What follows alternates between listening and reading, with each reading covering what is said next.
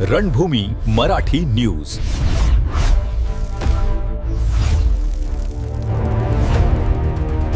भारतीय राज्यघटनेचे शिल्पकार आणि भारतरत्न डॉक्टर बाबासाहेब आंबेडकर यांच्या जयंतीनिमित्त भाजप अनुसूचित जाती मोर्चा नाशिक महानगरच्या वतीने त्यांना विनम्र अभिवादन करण्यात आले. भाजप कार्यालय वसंत स्मृती येथे आयोजित या कार्यक्रमात बाबासाहेबांच्या प्रतिमेस पुष्पहार अर्पण करून अभिवादन करण्यात आले. यावेळी भाजप शहराध्यक्ष सुनील केदार आणि अनुसूचित जाती मोर्चाचे शहराध्यक्ष राकेश दोंदे यांच्या हस्ते प्रतिमेचे पूजन करण्यात आले.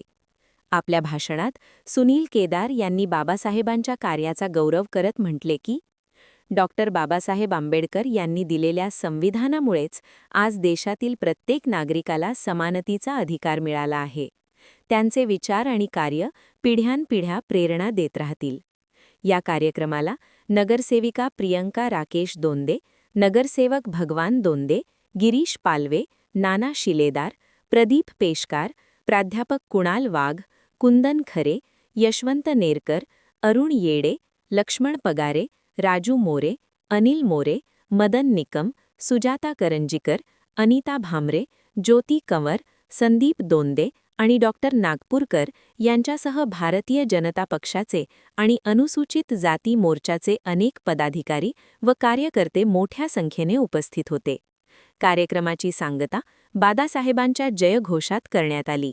प्रतिनिधी चंदन खरे, रणभूमी मराठी न्यूज, नाशिक.